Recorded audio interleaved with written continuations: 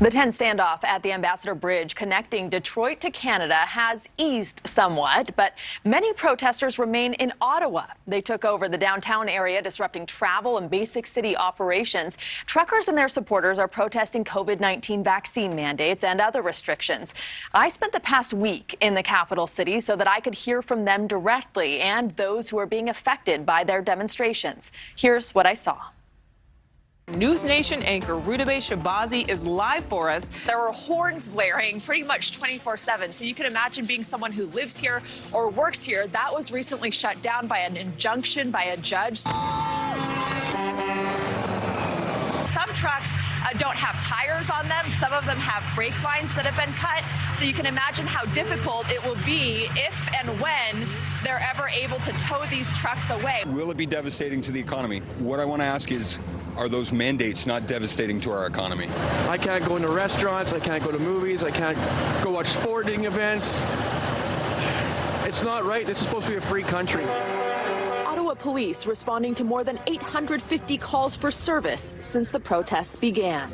We want these demonstrators to pick up, realize that their message has been heard, and go home to where they came from so that our citizens can have their city back.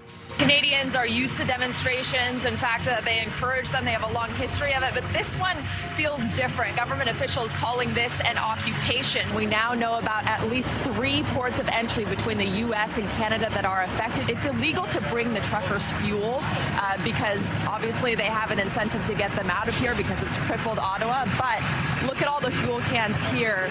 This pandemic has sucked for all Canadians. But Canadians know the way to get through it is to continue listening to science. All of the businesses in this downtown core area are shut down because people simply can't get through.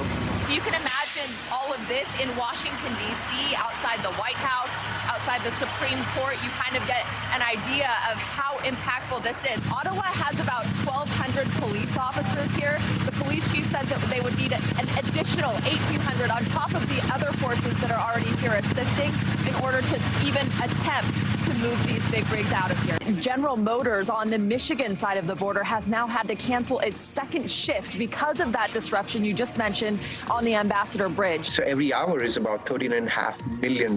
One of the first casualties, international auto manufacturing company Stellantis, which employs 5,000 workers at the Windsor plant. Today, we have seen riot police with guns walking down the streets. We also saw barricades being put up this morning outside the Parliament building. We can get through the crowd here, excuse me. There are trucks here with no tires. It's basically like people have set up camp in some instances, and they plan to stay here for quite a while. Jason Vanderweer hosts meetings with 20 truckers at a time in his vehicle. There's nothing organized about it. It's just a grassroots thing where people are helping people and trying to get change, trying to get freedom. They just go around and around and around, honking their horns. It's been, can't sleep at night. Like, it's nuts. At night, fireworks, revving engines, and people in the streets keeping residents awake. During the day, keeping them from work. I'm very grateful I live in a country where you can have freedom of speech and you can have a peaceful protest. It doesn't feel like that right now, and that makes me sad because I don't think it's upholding the values that Canadians hold dear. What if they come with police and try to get you out with police? I don't care. I got nothing to lose. People also are frustrated that law enforcement has basically been letting this go on. The so-called Freedom Convoy, holding the critical route of a quarter of trade between the U.S. and its neighbor to the north, hostage. They absolutely have a right to protest and can do so somewhere where they're not blocking Canada's most important trade corridor with the United States. They don't want to be there. Nobody wants to be here, but we need the government to come out and talk to them. We need to hear from them. We need to have discussions. They say they just want the choice to not be vaccinated. But again, 90% of truckers in Canada have been vaccinated. The requirements are the same to come into Canada as they are to come into the United States. The Windsor border into Detroit has now asked for a court injunction to remove the demonstrators who have been hampering trade and North America's busiest border crossing for 4 days now, costing jobs, affecting the supply chain. Restaurant used to be very full, very busy, but now we don't have much people at all. It's sad, but it's a reality. The shows of defiance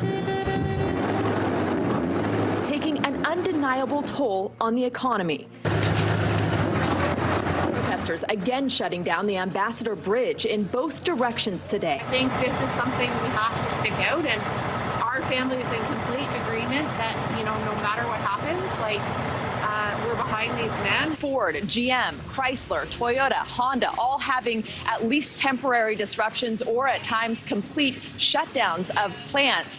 And if you talk to some of the demonstrators here in Ottawa, they say that's the goal. It's been 2 weeks since the truckers took over Ottawa, the seat of Canada's government. Tonight it feels more festive, more like a party, and it's clear that more people are coming ahead of this weekend. Even as temperatures drop, you hear the engines revving, the horns honking. Waiting for badge numbers and names. Officers hitting the streets, issuing nearly 2,000 tickets and making 25 arrests today. We're going to get rid of a lot of lies and corruptions. Just like one of the presidents in the past from the U.S. has said, he's going to drain the swamp. We've brought our children in our trucks for as long as we can remember. I don't feel that they're in any danger whatsoever. Like, everybody's here struggling. Most of us don't have work. Most of us hitchhike. Some of us drove. Like, we're all here for a better cause. Today, the horns are still blaring here, even though that's now against the law because of an injunction. But today, there was also a logjam on the way to the airport. The protesters also clogging that route, and the 911 center and the non-emergency call center also clogged today, Marnie. Appears to be a normal street, even though it's barricaded at the bottom. But then turn around and look at this, and this gives you a really good idea of how the gridlock has just completely siphoned off the entire downtown area, which is also the seat of government in Canada, the capital city here. There now are emergency measures in place. The government's saying that vehicle seizures will be in effect. We have not seen any of that yet. In fact, we've seen it grow bigger, more and more people coming in. Thanks for watching. Click the red subscribe button below so you can get more of NewsNation's fact-driven, unbiased coverage.